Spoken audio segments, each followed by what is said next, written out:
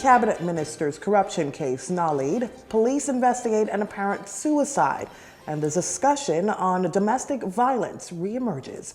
Good evening, everyone. I'm Leah Cooper with your JCN News for this Friday, March 11th. Topic news this evening. The Office of the Department of Public Prosecution has taken the decision to nullify multiple charges levied against former Cabinet Minister Kenred Dorset back in July of 2017.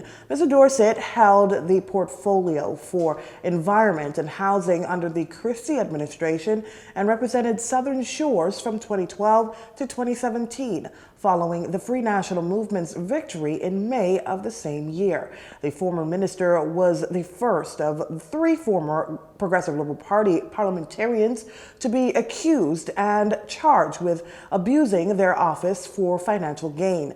At the time, Mr. Dorset was charged with 4 counts of extortion and 4 of bribery, totaling $120,000, and a single count of misconduct in public office. It was being alleged that there was an exchange of funds in connection with work done by a heavy equipment operator to move debris from the New Providence landfill following a blaze there in March of 2017. In April of 2018, the prosecution dropped the 4 counts of extortion and the misconduct in public office charge and decided to only proceed with the bribery charges. Now, with just days before Mr. Dorset's trial, which was set to begin on March 21st, today he appeared before Senior Justice Bernard Turner for a case management hearing. However, in a statement, the DPP says its witness, Jonathan Ash, indicated his intention to not testify. Therefore, the Director of Public Prosecutions, having been advised by the senior officer having conduct of the matter, signed a noli prosequi in the matter of R versus Kenred Dorset. This means that the prosecution has insufficient evidence to proceed, and therefore the case is abandoned. Police here in the capital investigating the circumstances surrounding an apparent suicide last evening, which occurred in one of the rooms at the Coco Plum Resort, also known as the Land Shark Hotel on West Bay Street. We're told that sometime after 8 p.m., police reports of a woman being found unresponsive came in. First responding officers found the woman hanging in the room and a toddler child in the same room as that woman. Here's Police Press Liaison Officer Superintendent of Police, Audley Peters. At this time, we believe that the person would have taken a cord and perhaps used the leverage from the ceiling and hung themselves.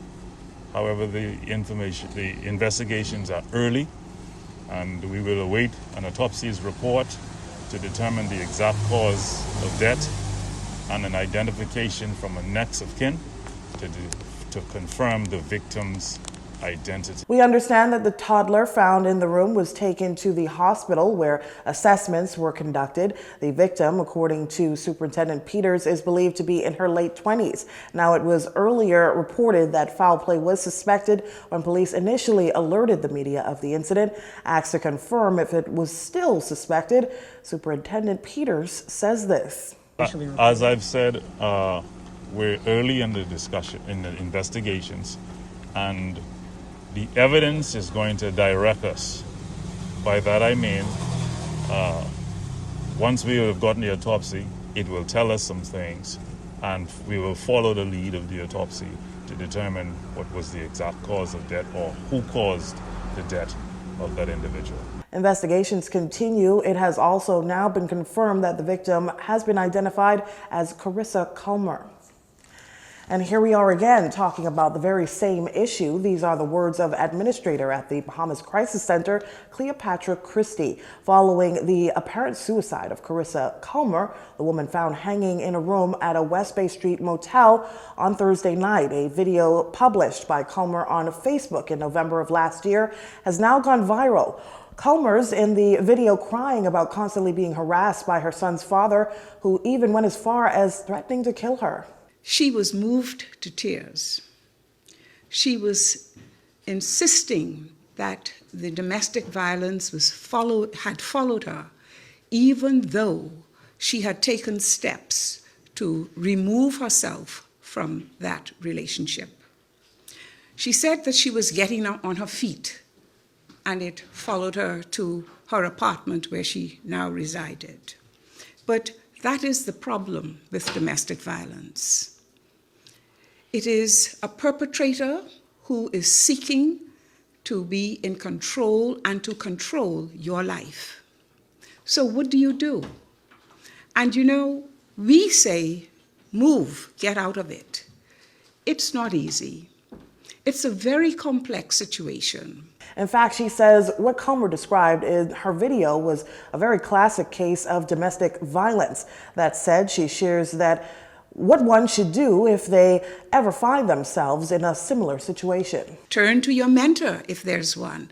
Tell somebody about what is happening in your life. Because one of the things the abuser doesn't want, he doesn't want you to tell others, and he doesn't want you to be in contact with family and friends. So, a mentor, a family member, talk about it and seek help. Asked what advice would she offer to men regarding abusive behavior, Mrs. Christie says this. 95% of domestic violence cases are perpetrated by men. And some men, suffer domestic violence. And so we're now addressing that large percentage of women who face domestic violence. There are services that I know that are out there for men, who I know that the courts in some instances have referred men for counseling. They've referred them for managing anger management. But there are services out there. But it's very difficult to get a perpetrator to say, I'm going to counseling, because he says there's nothing wrong with me. There's absolutely nothing wrong with me. And the only way that I find that you can address or reach someone like him is through the courts, where you have a court order and the court mandates that he attend some sort of counseling. But I'm not quite sure that anger management is the answer to his question, because this isn't necessarily about anger. Remember, this is about power and control. She gave her remarks this morning at the office of the Prime Minister's weekly press briefing. Minister of Economic Affairs Michael Halkitis clearing the air on the recent repo sale of Bahamian sinking fund assets totaling $235 million to Goldman Sachs for $206.5 million. The official opposition released a statement yesterday raising a number of questions about the transaction and raised concerns about the inconsistent and contradictory messages that have characterized the government's fiscal pronouncements. Well, Minister Halkitis says that there is absolutely no truth to the opposition's claims. The opposition released a statement that was reported in the press today, raising some questions about the recent repo transaction and asking the question whether the government was having difficulty raising funds so that we had to engage in such a transaction.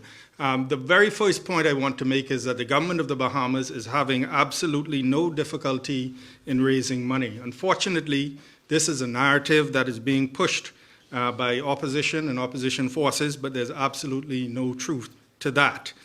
The primary objective of our debt management strategy is to lower the cost of our debt. Secondarily, it's to manage the maturity profile.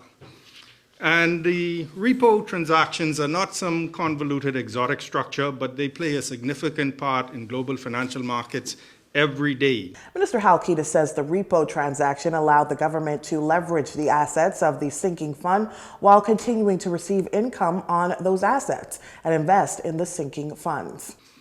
No payments will become due from the sinking fund during the term of the repo, so there is no question of assets not being available for debt repayment.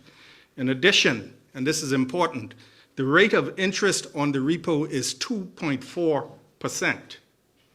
You will recall that the bond issue done by the former administration, the rate was 8.95%.